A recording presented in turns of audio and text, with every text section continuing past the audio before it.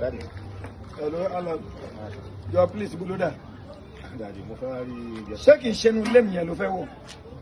Daddy, mo fẹ́ wá rí girlfriend mi. Excuse me. Girlfriend ẹ̀ yẹn ṣó ń wò bọ́ látọ̀run ni. Èmi mo bí nǹkan mi.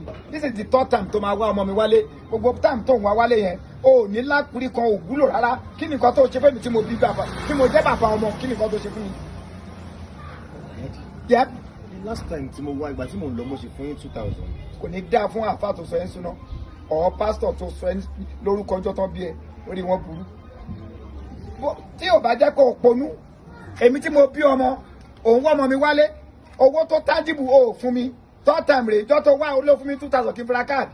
Wèrè ẹ̀ tálú ẹ̀ kó fún mi 200,000 pé dáàdi ẹ̀ gbà, tọ́lá fẹ́ ṣe wedding adẹ̀ tó rí. Ṣé o mọ̀ pé please go back to your vehicle. Jùmọ̀kẹ́ ò ní rí ẹ lẹ́nu. Bajabara, please, entire please. Please, boy, please. Àpè ajá sí ẹ, adẹ̀ fa ṣòkòtò ẹ̀yà. Bastard, àwọn aláìlójútì. Ọmọ ìyàwó fẹ́ wèrè ọmọ bàbá ọkọ tọ́jú. Jọ please, tí mọ́tò yẹn bá yìí tì mí tiẹ̀ bàjẹ́ o. Ìjọba ìwájú ìta mi ni mo wà. Mi ò ní kòǹbì wọn bí ẹrẹ. Wọn bí àbá ẹrẹ mi ò ní kòǹbì. Ó tá ìkó pa yín lọ ẹ. Olórí burúkú ọmọ.